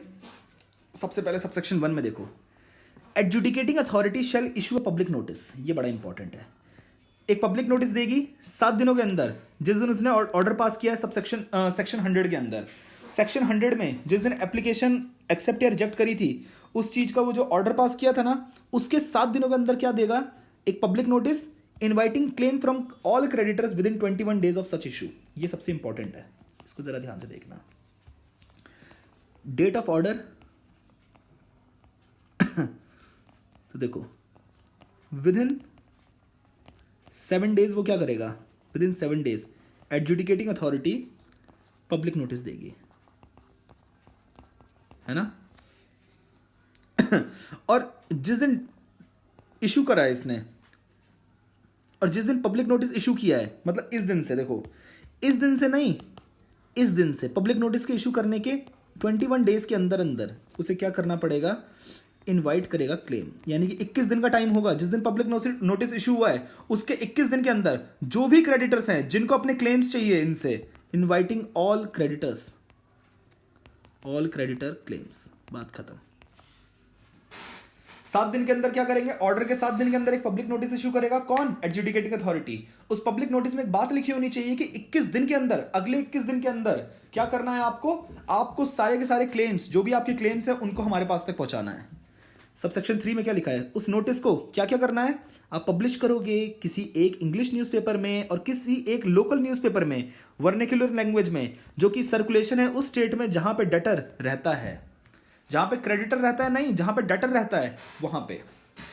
अफिक्स्ड in the premises of adjudicating authority, adjudicating authority के जो प्रेमाइसेस हैं, जो एक तरीके से कैंपस जो बिल्डिंग है, वहां पे भी अफिक्स करेंगे उस नोटिस को, जो एडजुडिकेटिंग अथॉरिटी का ऑफिस है ना, जो भी डीआरटी का नोटिस ऑफिस है, उसके अंदर भी उसको फिक्स करना है, लगा के रखना है, ताकि लोगों को ध्यान जाए। और प्लेस कर देंगे वेबसाइट पे भी एडजुडिकेटिंग अथॉरिटी के, और जो डीआरटी है उसकी वेबसाइट पे भी डाल देंगे। कुल मिला के प्रमोट करना है कि ये बंदा क्या हो रहा है, इसके अगेंस्ट इंसॉल्वेंसी रेजोल्यूशन की बात हो रही है, और प्लीज अपने अपने क्या करो, क्लेम्स लेके आ जाओ फटाफट से। तो ये 3 चीजें आप लोग पढ़ लेंगे। क्या क्या हाईलाइट करने लायक चीज है? एक, पब्लिश करना न्यूज़पेपर में, फिर प्रेमाइसिस में इफेक्ट्स कर देंगे एडजुडिकेटिंग अथॉरिटी के, और वेबसाइट पे कर देंगे एडजुडिकेटिंग अथॉरिटी के। इंक्लूजन ऑफ सर्टेन डिटेल्स, कुछ डिटेल्स हैं जो आपको नोटिस में इंक्लूड करनी पड़ेगी। Details of order admitting the application, adjudicating authority जो नोटिस देगी, किसको? पब्लिक नोटिस की बात कर रहा हूं। नोटिस मतलब पब्लिक नोटिस। तो चिल्ला चिल्ला के बोलेगी कि सुनो, हमने ऑर्डर एक्सेप्ट कर लिया है, एप्लीकेशन एक्सेप्ट कर लिया है, और सारे डिटेल्स दे दोगे आप रेजोल्यूशन प्रोफेशनल को, जिसके पास तुम्हें क्लेम रजिस्टर्ड कराने हैं। ये जो 21 दिनों के अंदर क्लेम्स रजिस्टर कराने वाली बात है ना, तो वो 21 दिनों के अंदर आपको क्या करने हैं, क्लेम रजिस्टर कराने हैं, और लास्ट डेट नहीं है वो जो 21 दिनों के बाद की जो लास्ट डेट है, कि जिस दिन तक आपको क्लेम रजिस्टर कराने हैं, उसके बाद कोई भी क्लेम एक्सेप्ट नहीं किया जाएगा। फिर देन आ गया हमारा 103 जरा देखेंगे क्या है। Requires the creditors to register their claims with the concern resolution professional by sending details of the claim. अब यहां पे क्या है, क्रेडिटर्स अपने क्लेम्स की डिटेल्स भेज रहे हैं, किसको? रेजोल्यूशन प्रोफेशनल को, as said by adjudicating authority according to subsection 1 of 103। Creditor shall register claims with the resolution professional by sending details of the claims by way of electronic communication, या तो email वगैरह के through भेज सकते हैं, या courier से, speed post से, रजिस्टर्ड लेटर, कैसे भी भेज सकते हो।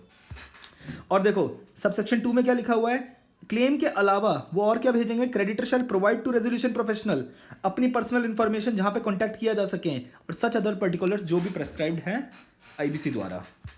देन 104 के अंदर देखो क्या लिखा हुआ है। अच्छा, अभी 2-3 सेक्शन एक साथ पढ़ा देता हूं छोटे छोटे, उसके बाद हम एक साथ लिख लेंगे वो सेक्शन वाली लिस्ट में।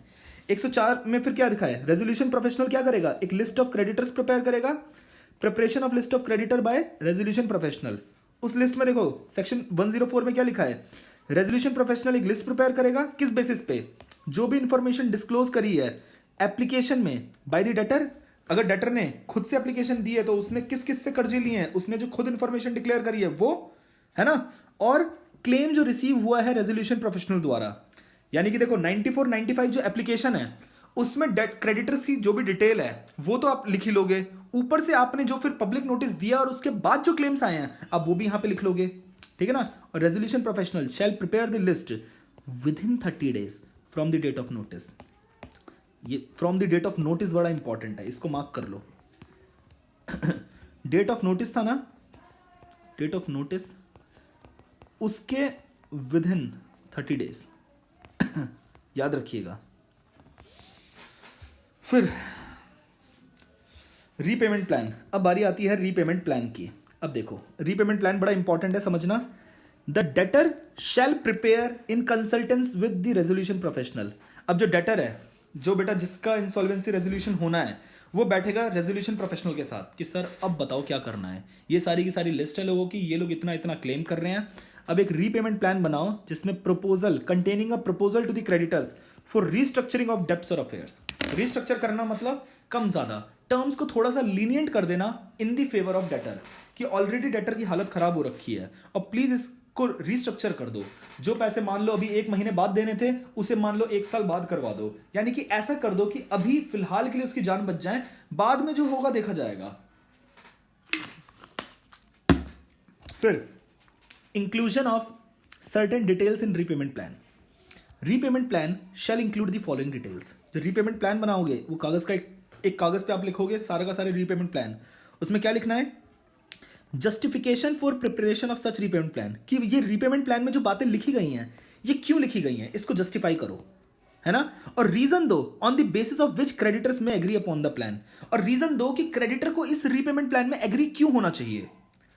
फिर provision for repayment of fee to the resolution professional. सबसे इंपॉर्टेंट जो चीज है, प्रायोरिटी जो है, कि रेजोल्यूशन प्रोफेशनल की जो फीस है वो कैसे पे की जाएगी। उसमें पहले रेजोल्यूशन प्रोफेशनल की फीस पे होगी, उसके बाद बाकी काम होंगे। और सच अदर मैटर्स एज में भी, ये एक तरीके से क्या कहते हैं, जो बची हुई चीजें होती हैं, रेजिड्यू एक तरीके का, वो आ जाएगा यहाँ पे। फिर authorisation under repayment plan, second चल रही है, एक देखिए भैया हो गई है। Authorisation under repayment plan, repayment plan में ऑथराइज और रिक्वायर्ड द रेजोल्यूशन प्रोफेशनल। देखो ऑथराइज या फिर रिक्वायर द रेजोल्यूशन प्रोफेशनल, जरूरत पड़ सकती है तो रेजोल्यूशन प्रोफेशनल क्या करेगा, डेटर के बिजनेस को कैरी ऑन करेगा और trade on behalf of his name. जैसे उसमें रेजोल्यूशन प्रोफेशनल जो था हमारा सीआईआरपी के अंदर, वो for the benefit of corporate debtor वो क्या करता था, बिजनेस को कंटिन्यू करता था ताकि उस बिजनेस की वैल्यू खत्म ना हो जाए, क्योंकि ऑलरेडी वो बिजनेस बेटा खत्म पड़ा है और अगर कुछ दिन के लिए बंद हो गया अगर बिजनेस तो बेटा उसके कस्टमर्स भाग जाएंगे।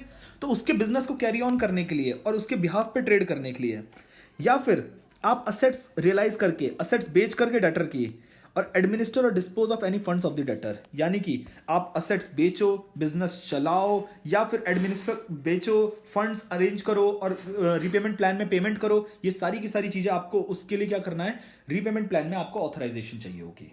क्या बात समझ आ रही है? रीपेमेंट प्लान में सब कुछ लिखा होगा। देन उसके बाद आ जाओ 106। 106 में देखो क्या लिखा हुआ है, report of resolution professional on repayment plan. हर चीज के लिए रिपोर्ट करना पड़ेगा एडजुडिकेटिंग अथॉरिटी, यानी कि हमारे डीआरटी को कौन रिपोर्ट करेगा, रेजोल्यूशन प्रोफेशनल करेगा। कैसे, जैयद देखते हैं। सेक्शन 106 का सबसेक्शन 1 क्या बोलता है कि resolution professional shall submit the repayment plan, जो उसने 105 में बनाया है, जो रीपेमेंट प्लान अंडर सेक्शन 105 जो बनाया है वो क्या करेगा, सबमिट करेगा, है ना, सबमिट करेगा। प्लस और क्या देगा रीपेमेंट प्लान के साथ, अपनी रिपोर्ट भी एक देगा। रिपोर्ट किस पे, ऑन सच प्लान किसको देगा, सबमिट टू एडजुडिकेटिंग अथॉरिटी। कितने दिनों के अंदर, विद इन 21 डेज, 21 दिनों के अंदर। किस दिन से, from last date of submission of claims under 102। Submission of claims का लास्ट डे कौन सा था, ये देखो यहां पे मैंने आपको बनवाया है, ये जो 21 दिन, जिस दिन तक, जिस दिन तक क्या होना था, सारी की सारी क्लेम्स को इनवाइट करना था। इस 21 दिन के बाद, इस 21 दिन के बाद की बात हो रही है। इस 21 दिन के बाद कितने दिनों के अंदर, 21 डेज के अंदर आपको क्या करना पड़ेगा, अपने रिपोर्ट, और मतलब 21 दिन का आपको टाइम मिल गया है कि आपने रीपेमेंट प्लान बना लिया और रीपेमेंट प्लान के साथ अपनी एक रिपोर्ट भी तैयार कर ली, और अगले 21 दिन के अंदर आपको क्या करना है, एडजुडिकेटिंग अथॉरिटी को सबमिट कराना है। और जो रिपोर्ट रेजोल्यूशन प्रोफेशनल की है उसमें क्या क्या इंक्लूड होना चाहिए कि रीपेमेंट प्लान जो बनाया गया है वो सारे के सारे लॉ को कंप्लाई कर रहा है, ठीक है ना, जितने उस टाइम पे लॉ चल रहे हैं, किसी भी लॉ के अगेंस्ट नहीं जाता है। देखो, compliance with the provision of law, reasonable prospect of being approved and implemented. Repayment plan हमने हवा में नहीं बनाया है, ठीक ठाक चांसेस हैं कि ये अप्रूव हो जाना चाहिए, यानी कि हमने बिल्कुल ही इम्प्रैक्टिकल नहीं बनाया है, यानी कि प्रैक्टिकली ये पॉसिबल है कि इसे अप्रूव कर दिया जाए। फिर necessity of summoning a meeting of creditor if required to consider the repayment plan, यानी कि इसमें एक प्रोविजन ऐसा है कि जरूरत पड़ी तो एक मीटिंग ऑफ क्रेडिटर भी करानी पड़ सकती है रीपेमेंट प्लान के लिए। इसका भी एक प्रोविजन आपको अपने रीपेमेंट प्लान में इनकॉर्पोरेट करना है और अकॉर्डिंगली रिपोर्ट के अंदर भी इनकॉर्पोरेट करके एडजुडिकेटिंग अथॉरिटी को पेश करना है। The proviso to subsection 2 provides that, मतलब प्रोवाइजो मतलब एक एक्सेप्शन है पर इस सबसेक्शन की, क्या कि जहां रेजोल्यूशन प्रोफेशनल रेकमेंड करता है that the meeting of creditor is not required to be summoned, reasons for the same shall be provided. यानी कि अगर ये सी पॉइंट से एग्री नहीं करता है कि सर ये जो मीटिंग ऑफ क्रेडिटर्स है इसको समन करना जरूरी नहीं है, तो क्यों नहीं करना जरूरी है, आपको ये बताना जरूरी है, ठीक है, आप हवा में नहीं बोल सकते हो, ठीक है। उसके बाद सबसेक्शन 3 में क्या लिखा हुआ है कि जो रिपोर्ट है सबसेक्शन 2 की, वो और क्या स्पेसिफाई करेगी, शैल ऑल्सो स्पेसिफाई वो डेट, जिस दिन, डेट, टाइम एंड प्लेस जब meeting should be held if he is of the opinion that the meeting of creditor should be summoned. अगर उसे लगता है कि यहां पे ये एग्री कर गया कि जो मीटिंग है वो होनी चाहिए क्रेडिटर्स की उस रीपेमेंट प्लान के रिगार्डिंग, तो डेट, टाइम और प्लेस तीनों चीजें मेंशन करो कि कब उसकी मीटिंग होनी चाहिए। और सबसेक्शन 4 क्या कहता है कि date on which the meeting is to be held, और डेट ऐसी रखनी है which shall not be less than 14 days and not more than 21 days from the date of submission of report. जिस दिन रिपोर्ट सबमिट हुई है, यानी कि ये देखो जिस दिन यहां पे रिपोर्ट सबमिट हुई है, इससे date of meeting, date of meeting of creditors, date of meeting of creditors, इसके कितने दिनों के अंदर होना है, ये देखो यहां पे लिखा हुआ है ना, not less than 14 days, not more than 21 days. तो मिनिमम कितना हो जाएगा बेटा, मिनिमम हो जाएगा 14 दिन और मैक्सिमम हो जाएगा 21 दिन। ये चीज आ गई बात समझ। देन आइए और resolution professional shall consider the convenience of creditors in fixing the date and venue of the meeting of creditors. आप प्लीज कन्वीनियंस को देखो, ऐसी जगह मत कर देना कि वहां पे पहुंचना ही उन लोगों के लिए इम्पॉसिबल हो जाए, वरना वो जो मीटिंग का पर्पस है वो एकदम सॉल्व नहीं हो पाएगा। देन आइए हम लोग चलते हैं अगले पे 107 पे। 107 हमारा क्या कह रहा है, देखिए सेक्शन 107 मीटिंग ऑफ क्रेडिटर्स के बारे में पूरी पूरी बात की गई है। Issuance of notice, resolution professional shall issue notice, एक नोटिस इशू करना पड़ेगा where there is a meeting, there is a notice at least 14 days का before the date of fixing, date fixed for such meeting. जिस दिन meeting है उसके with in मतलब 14 दिन पहले आपको क्या करना पड़ेगा, नोटिस देना पड़ेगा, एटलीस्ट 14 डेज का नोटिस देना पड़ेगा। Resolution professional shall send the notice of the meeting to the list of creditors, जो उसने 104 के अंदर प्रिपेयर करी थी। 104 में वो लिस्ट बनाई थी ना क्रेडिटर्स की, जिसको रीपेमेंट प्लान के अकॉर्डिंग उसे क्लेम्स के अकॉर्डिंग जितनी लिस्ट क्रेडिटर्स ने क्लेम किया था और जो जेन्युइन क्रेडिटर्स थे उनकी लिस्ट तैयार हुई थी, उनको सबको क्या करेगा, नोटिस सेंड करेगा। और नोटिस सेट अंडर सबसेक्शन 1 उसमें क्या लिखा होना चाहिए, state the address adjudicating authority to which repayment plan and report of resolution professional on the repayment plan has been submitted. उस एडजुडिकेटिंग अथॉरिटी का, देखो उस एडजुडिकेटिंग अथॉरिटी का एड्रेस और रीपेमेंट प्लान मतलब और रिपोर्ट, जहां पर रीपेमेंट प्लान और रिपोर्ट सबमिट करी है रेजोल्यूशन प्रोफेशनल ने, और उसके साथ साथ क्या है, कॉपी ऑफ रीपेमेंट प्लान। यानी कि नोटिस के साथ और क्या क्या चीज आएगी, नोटिस के साथ आप लिखोगे plus copy of repayment plan, फिर और क्या करेंगे, copy of statement of affairs debtor का, plus copy of report of resolution professional जो ऊपर हम बात कर रहे हैं, प्लस प्रॉक्सी का कोई फॉर्म है, फॉर्म ऑफ प्रॉक्सी वोटिंग, कि भाई प्रॉक्सी वोट कर सकता है, अगर आपके पास टाइम ना हो तो आपके बिहाफ पे आपका प्रॉक्सी भी आ सकता है, कोई दिक्कत वाली बात नहीं है ना। और according to subsection 4 proxy voting including electronic proxy voting shall take place in such manner and form as may be specified. हो काफी सारा बचा है क्या, बचा तो है बट इसे सोच रहे हैं निपटा ही दें। आइए, कंडक्ट ऑफ अब मीटिंग ऑफ क्रेडिटर्स हो रही है, वो जो नोटिस भेजा है 14 दिनों का, उसके बाद मीटिंग हो रही है। Section 108 provides for the conduct of meeting of creditors by the resolution professional. In the meeting the creditors may decide to approve. अब क्रेडिटर्स क्या कर सकते हैं, जो मीटिंग हुई है, हमने मीटिंग को समन करवाया, अब क्रेडिटर्स मीटिंग में क्या डिसाइड करेंगे, या तो वो अप्रूव कर देंगे या तो रिजेक्ट कर देंगे। किस चीज को, रीपेमेंट प्लान को, या उनको लगता है अगर कि रिजेक्ट नहीं करना, कुछ मॉडिफाई कुछ चेंजेस कर दें, उसके बाद ही रीपेमेंट प्लान एकदम बढ़िया है, तो ये काम भी वो कर सकते हैं। पर अगर in case modifications are suggested by the creditor, अगर क्रेडिटर्स ने मॉडिफिकेशन सजेस्ट करी है कि यार कुछ चेंजेस कर दो तो हम प्लान को अप्रूव कर देंगे, तो resolution professional shall ensure that consent of the debtor is obtained for each modification. Creditor के बोलते ही आप क्या कर दोगे, मॉडिफिकेशन नहीं करोगे, आप पहले डेटर से कंफर्म करो कि भाई ये मॉडिफिकेशन के लिए तो तैयार है ना, अगर तैयार है तो ही हाँ बोलियो, नहीं तैयार है तो भी मना कर दे, ठीक है। और meeting of the creditors shall be conducted in accordance with the provision of this section and sections.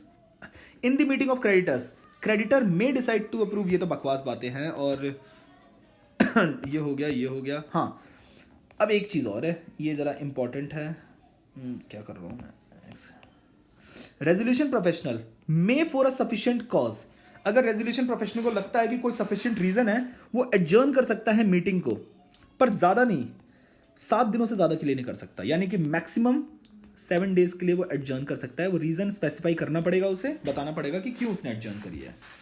Then 109 की बात आ गई है। 109 क्या है, voting rights in meeting of creditors. अब वोटिंग राइट्स कैसे है जरा देखो, a creditor shall be entitled to vote at every meeting, जो भी क्रेडिटर्स की होगी in respect of repayment plan, और कितने के लिए, जितना वोटिंग शेयर उसको असाइन हुआ है उतने के लिए वो वोट कर सकता है। अब वोटिंग शेयर कैसे डिटरमाइन होगा, the resolution professional shall determine voting share, कि कौन बंदा कितना वोट करेगा, to be assigned to the each creditor in the manner जो कि बोर्ड ने स्पेसिफाई किया है। बोर्ड अगेन पापा insolvency and bankruptcy board of India. Non entitlement to vote, कौन वोट नहीं कर सकता है। अब देखो, a creditor shall not be entitled to vote in respect of a डेब्ट for an unliquidated amount. Unliquidated amount मतलब वो अमाउंट जो आप पे करने योग्य नहीं है, जिसको पे नहीं करना है, उसके पोर्शन के लिए वो क्या करेगा, वोट नहीं कर सकता है। A creditor shall not be entitled to vote in a meeting if he is not a creditor, या तो वो क्रेडिटर है नहीं, mention in the list of creditors, तुम लिस्ट ऑफ क्रेडिटर में आ ही नहीं रहे हो, तो तुम क्रेडिटर बेशक हो पर तुम हमारी लिस्ट में नहीं हो, तो तुम वोट नहीं कर सकते। और he is an associate of the debtor, तू क्रेडिटर है तो सही पर बेटा तू साथी है किसका, डेटर का। अगेन यहां पे इंटरेस्ट आ जाएगा, क्योंकि अगर इसने डेटर का दोस्त है तो वो डेटर के फेवर में बात कर सकता है, तो वो बाकी क्रेडिटर्स के इंटरेस्ट को हैम्पर कर सकता है, इस चीज के लिए उसको भी एक्सक्लूड किया गया है। इसको जरा एक बार याद कर लेना। अगला क्या है, 110। 110 क्या लिखा हुआ है, rights of secured creditor in relation to repayment plan. अब ये है वेरी वेरी इंपॉर्टेंट। अच्छा, ये जो सब चीजें हैं ये किसके लिए हैं, एक तरीके से अनसिक्योर्ड क्रेडिटर्स के लिए है, क्योंकि सिक्योर्ड क्रेडिटर का क्या होता है, किसी ना किसी असेट पे उसका एक इंटरेस्ट होता है, चार्ज क्रिएटेड होता है। तो अब सिक्योर्ड क्रेडिटर के रीपेमेंट प्लान से रिलेटेड क्या क्या राइट्स है, हम लोग बेटा उसकी बात करने वाले हैं। एक देख लें कहीं वीडियो पॉज ना हो जाए, क्योंकि बहुत मेहनत लगती है बनाने में, फिर दोबारा से नहीं बन पाती। क्या है हमारा 110। देखिएगा, secured creditor shall be entitled to participate and vote in the meeting of creditors. जैसे बाकी क्रेडिटर्स वोट कर रहे हैं, सिक्योर्ड क्रेडिटर्स भी कर सकते हैं, पार्टिसिपेट भी करेंगे, वोट भी करेंगे। अ सिक्योर्ड क्रेडिटर जो पार्टिसिपेट कर रहा है मीटिंग के अंदर and voting in relation to repayment plan shall forfeit his right to enforce the security during the period of the repayment plan in according with the terms of the repayment plan. यानी कि secured creditor हो, कोई बात नहीं, आप चाहो तो meeting attend करो और वोट भी करो, बट जितने पोर्शन के लिए आप लोग वोट करने जा रहे हो सिक्योर्ड क्रेडिटर्स, आपको अपना राइट फोरफीट करना पड़ेगा इन्फोर्स करने के लिए सिक्योरिटी में। यानी कि अगर आपका किसी असेट पे कोई सिक्योरिटी है, सिक्योर्ड क्रेडिटर हो मतलब आपका डेप्ट सिक्योर्ड है, तो आपको अपना राइट फोरफीट करना पड़ेगा, क्योंकि ये जो मीटिंग है ये किसके लिए, बेसिकली अनसिक्योर्ड क्रेडिटर्स के लिए है, जिनके पास कोई हक नहीं है। तो अगर आप इस मीटिंग में वोट करना चाहते हो रीपेमेंट प्लान के फेवर में या अगेंस्ट में, तो आपको अपने उस particular portion of voting share के लिए फोरफीट करना पड़ेगा अपना राइट। यानी कि अब आप भी उतने पोर्शन के लिए जिसके लिए आप वोट कर रहे हो, you will be treated like a unsecured creditor. बात समझ आ रही है, ये बहुत इंपॉर्टेंट चीज है, इसको समझना है आपको। और एफिडेविट देगा कौन, secured creditor. Where a secured creditor does not forfeit his right to enforce security. अब सिक्योर्ड क्रेडिटर कह रहा है नहीं, मैं अपना राइट की फोरफीट करूं सिक्योरिटी का, तो वो क्या करेगा, he shall submit an affidavit to the resolution professional at the meeting of the creditors. और एफिडेविट में क्या लिखेगा, that the right to vote exercised by the secured creditors is only in respect of unsecured part of the डेब्ट। यानी कि अगर वो गया और वहां पे वोट करा तो उसे बताना पड़ेगा कि उसने जो सिक्योर्ड क्रेडिटर ने जो वोट किया है वो सिर्फ और सिर्फ अपने अनसिक्योर्ड पार्ट के लिए ही वोट किया है। देखो क्या होता है कि डेटर है, क्रेडिटर है मिस्टर ए, उन्होंने मान लेते हैं 2 डेब्ट दिए हैं, एक डेब्ट दिया है जो सिक्योर्ड हो गया और दूसरा जो डेब्ट था बेटा वो हो गया अनसिक्योर्ड। तो देखो ये जाएंगे अगर वोट करने तो सिर्फ इस पोर्शन के लिए वोट कर सकते हैं, और अगर इस पोर्शन के लिए वो वोट करना चाहते हैं, इतना वोटिंग शेयर चाहते हैं, तो जो secured creditor secured credit debt है उनका, तो उसको अनसिक्योर्ड कन्वर्ट करना पड़ेगा। यानी कि जो जिस असेट के ऊपर आपको सिक्योरिटी मिली थी, चार्ज मिला था, आपको उसको फोरफीट करना पड़ेगा अपने राइट को। तो अगर आप वोट कर रहे हो ना, तो आपको एफिडेविट में लिखना पड़ेगा कि सर मेरा ना, मैंने एफिडेविट में ये बात सच सच बोल रहा हूं कि मेरा जो राइट टू वोट था, जो सिक्योर्ड क्रेडिटर पेश कर रहा है, वो सिर्फ अनसिक्योर्ड पोर्शन के लिए था, और जो एस्टिमेटेड वैल्यू अनसिक्योर्ड पार्ट की है डेब्ट की, वो बतानी पड़ेगी कि कितने वैल्यू तुम्हारी अनसिक्योर्ड थी, सो दैट हम तुम्हारे प्रोपोर्शन को कैलकुलेट कर पाए और अकॉर्डिंगली हम रीपेमेंट प्लान की जो वोटिंग है उसको एनालाइज कर पाए। देन सेपरेट डेब्ट्स, ये आपको मैंने बता दिया, सबमिटिंग एफिडेविट में आप बताओगे कितना सिक्योर्ड और कितना अनसिक्योर्ड पार्ट है। Concurrence of secured creditor, the concurrence of secured creditor shall be obtained. Concurrence मतलब एक कंसेंट सिक्योर्ड क्रेडिटर की तब लेंगे if he does not participate in voting और repayment plan but provisions for the repayment plan affects his right to enforce security. यानी कि आपको consent या कॉन्करेंस चाहिए होगी, किसकी, सिक्योर्ड क्रेडिटर की, जिसने एक्चुअली उसने ना तो रीपेमेंट प्लान की मीटिंग में ना तो उसने पार्टिसिपेट किया ना ही वोट किया, बट रीपेमेंट प्लान में प्रोविजंस इस तरीके के हैं कि जिससे उसका जो राइट है, राइट टू सिक्योरिटी है, वो एनफोर्स, वो एक तरीके से क्या हो रहा है, अफेक्ट हो रहा है। तो बेटा उससे क्या मांगनी पड़ेगी, परमिशन मांगनी पड़ेगी, कॉन्करेंस चाहिए होगी उसकी, ठीक है। देन आप इसे सेल्फ रीड मार लेना। फिर 111 में देखो क्या बात लिखी हुई है, approval of repayment plan by creditors.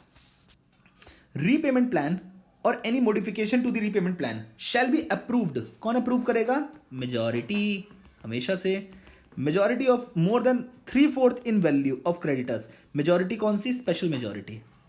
Special majority का मतलब क्या हो गया? 75% का हूं और 3/4 उससे ज्यादा प्रेजेंट, चाहे वो पर्सन में प्रेजेंट हो या प्रॉक्सी से प्रेजेंट हो, and voting on the resolution in a meeting of the creditor.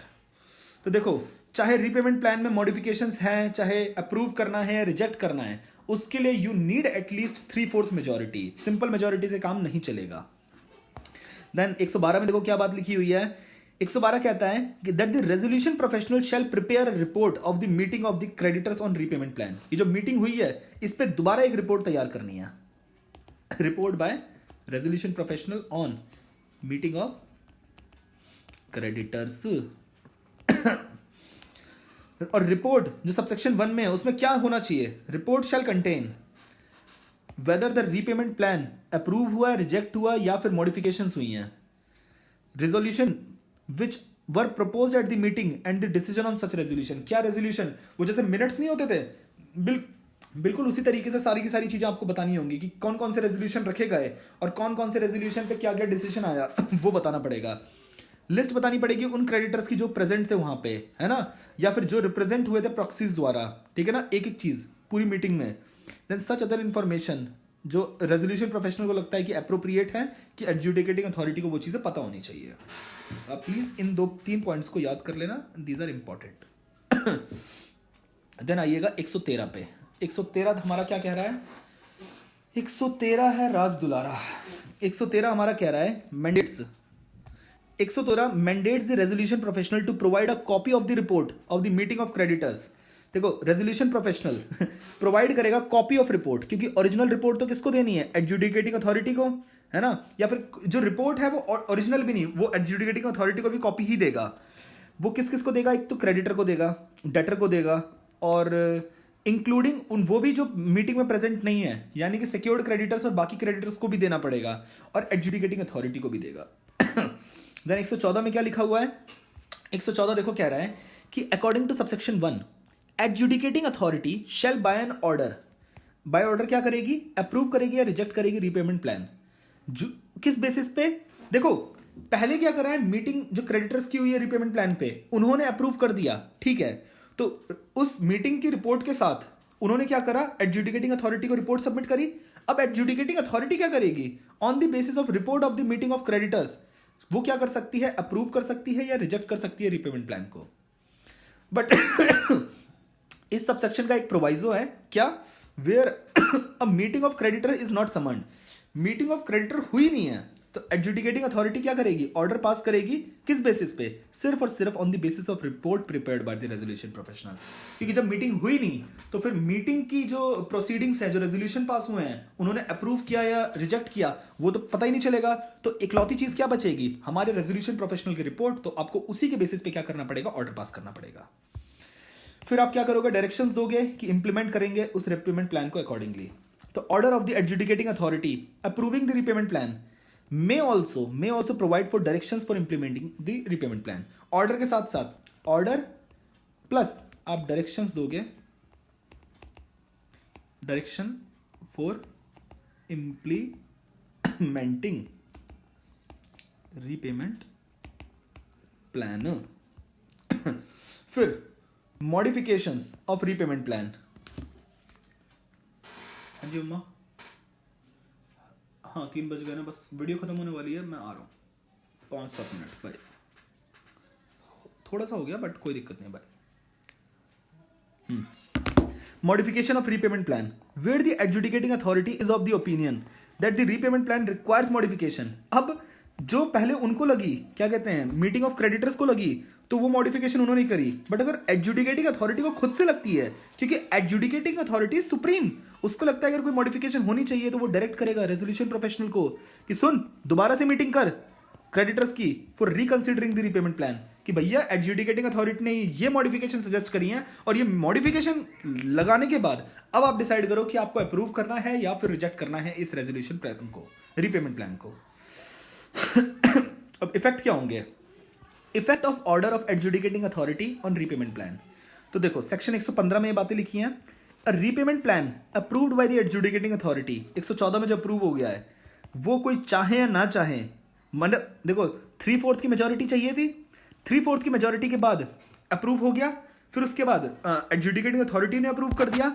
But ये जो बचे हुए 1/4 है, अगर वो निराश हो भी तो भी फर्क नहीं पड़ता, क्योंकि अब वो बाइंडिंग है on all the creditors mention in the repayment plan, as well as debtor पे ही बाइंडिंग है, and it shall take effect as if proposed by the debtor in the meeting. बात समझ आ गया है? और बिल्कुल आपको सब चीजें माननी पड़ेगी इस तरीके से जैसे डेटर ने ही प्रपोज किया है ये।